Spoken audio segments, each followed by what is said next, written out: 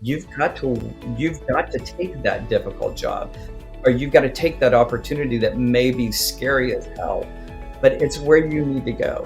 It's a terrible cliche, but it's true. We have to be right 100% of the time. The bad guys only have to do that once. People that I have working in my environment need the flexibility to be a little bit more creative than other areas of the business at times. Wayman is a tech superhero responsible for developing actionable threat intelligence along the full spectrum of security operation. He's the man to go to for supporting clients when they're faced with security threats. Let's welcome Wayman on 10 Minutes of Hiring Wisdom, where he will tell us about what it takes to be a successful CISO, what he's learned along the way, and how it takes to go up the ladder. Hi, Wayman. How are you doing today? I'm doing well. Thank you for having me today. Of course. So, Wayman, first and foremost question, which is, what do you consider are the key attributes of a successful CISO? I think having a little bit of a sense of humor, because you're constantly challenged with different types of issues throughout the day.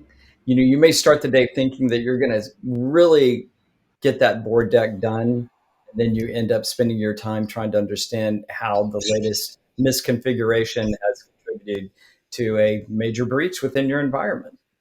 So I think having flexibility, you do need a strong background in understanding what the threats are.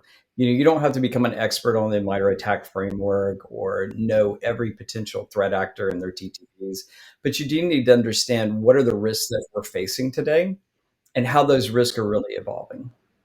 Okay, no, I think I love the humor part just because when you speak with C-level executives, I think a lot of people can be overwhelmed.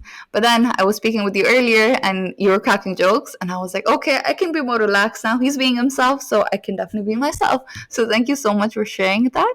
My next question, Women, for you would be is, with specifically security management, there's a lot of rigid guidelines that people have to follow. What would be your management style when you're managing a team of different people? Like, what kind of leader would you consider yourself?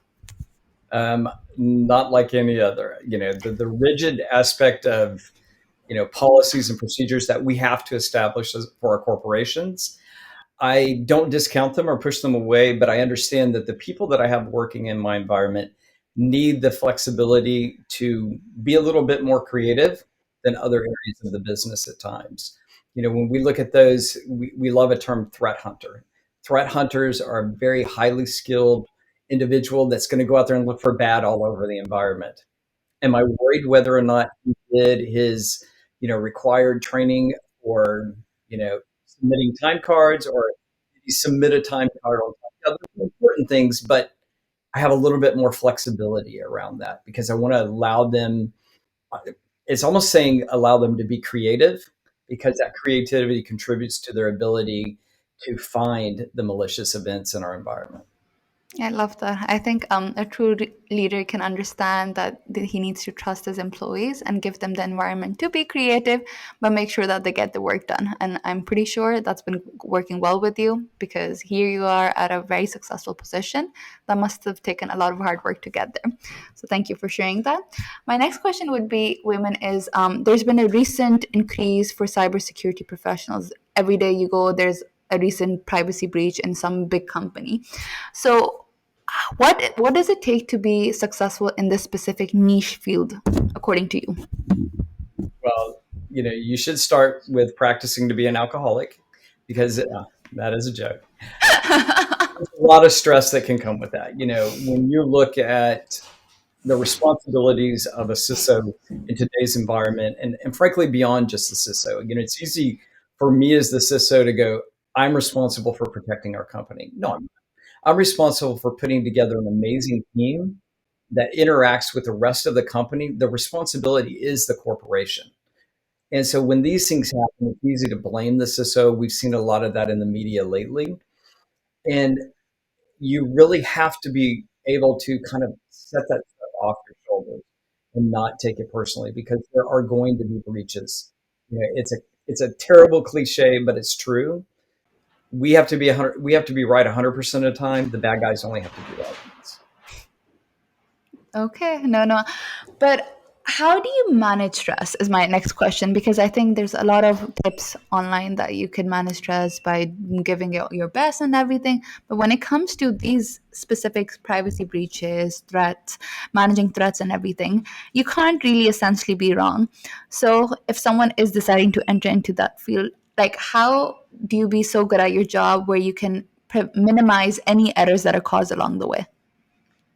Well, and I think going back to the stress question, obviously I made the joke about drinking, and that's not really true. The fact of the matter is you have to create those separations in your life.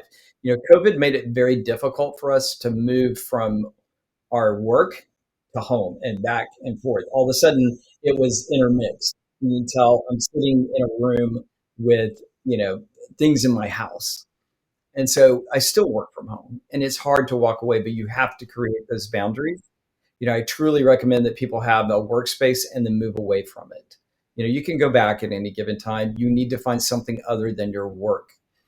I've got puppies that run around this house because I have children. So those are a distraction. Will go. I used to work out a lot before I found my love of Mexican food, and now I just eat Mexican food all the time. So you find something, and then you've got to have it because at the Okay. end of the day, it's a challenge. It's enjoying the simple things in life and just making the most of it. I like that. I think all of us are so busy in winning the race that we essentially forget to take a step back and actually just enjoy the small things in life, which could bring us so much happiness. So thank you for sharing that. My next question, Women, would be for you is that you're big on diversity and inclusion. You have two beautiful daughters yourself, and you work with a company that was rated as top number 20 for women to work in.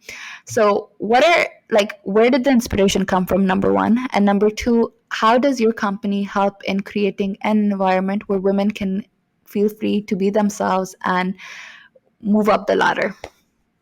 So obviously, for myself, this has been a lifelong. I grew up with the primary influence in my life being my mother and being her sisters. They all worked, well, one worked in banking, but two of them worked in technology.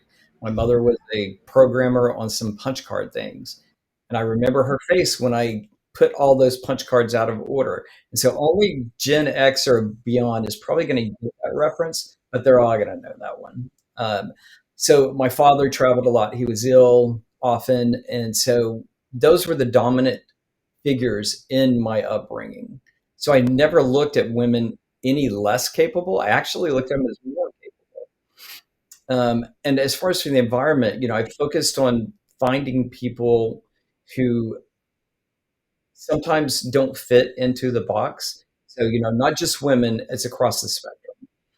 I look for people who have the right mindset. And that mindset is that nothing's going to stop me. I'm not going to be a victim. I'm not going to be pushed back. I'm going to move forward and I help develop them, and kind of shifting from the mentorship to more sponsorship and helping them grow into those roles. So Unisys is actively trying to drive that type of strategy across our entire space, no matter where it is, so that these opportunities exist for women, they exist for any minority as much as anyone else. Like our goal is to pull everyone up, not just a single group. We want to make sure that we focus on the equity aspect and the equality aspect, but we also don't want to push anyone down in the sense. Well, I think if a lot of people thought like that, the world would be so much better. Just because you can understand the differences can coexist, but it's what people can bring to the table based on their ideas, based on their creativity, which is what matters essentially, and which is what can take teams to another place. So it's very inspiring to hear about your mother. I'm pretty sure she must be a very powerful woman. And thank you so much for sharing that story. It definitely hits home because my mom herself is a very powerful, inspiring woman in my life. And I think learning from such women just wants you to do a difference. And you are making a difference by creating a culture and an environment for women where they can bring themselves, bring their creativity to the table, not even women across the spectrum, as you mentioned. So thank you so much for sharing that. Last question, Wayman, which would be is how did you manage to move up the ladder? You are now a C-level executive. It takes a lot of hard work, a lot of dedication to get there. But if someone is wanting to get to that position, essentially, someone has to start somewhere. What does it take to get to that level, and what is the secret behind your success? So, there's always that joke that when people ask that, they'll say, it took a lot of hard work. The reality is, it's a true statement, but it's not given the right context. So I'll give kind of very briefly my history. Whatever, at every job I had, there was always like, hey, we need somebody to do this.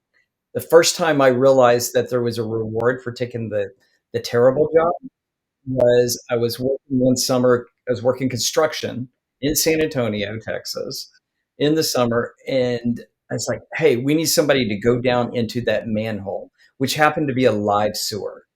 And they're like, "We'll give you this suit you'll put on, and if you go down there, we'll give you the rest of the day off with pay." Nobody wanted to go in a live sewer, and I'm like, "I'll go."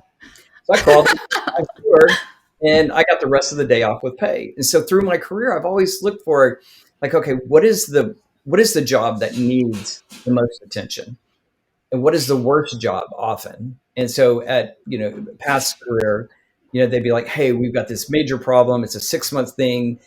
Who's willing to take it?" And I'm like, "I'll take it." And I would take those difficult jobs. That's what pushed me up the ladder. That was the hard work. Is I always took the difficult tasks, and if you and your background, you have not taken an easy path to where you are. You did not take the path less traveled, or you took the path less traveled. And I think that's where sometimes some of our younger generation or those growing up in their career don't realize you've got to take that difficult job, or you've got to take that opportunity that may be scary as hell, but it's where you need to go. And so is frankly, that's how I got to where I'm at. A lot of sleepless nights, a lot of weekends, but I knew I wanted to be in a position where I could have the greatest degree of impact on what was my priority, which was ensuring that we create a very equitable and supportive environment for people to grow in. So, Wow.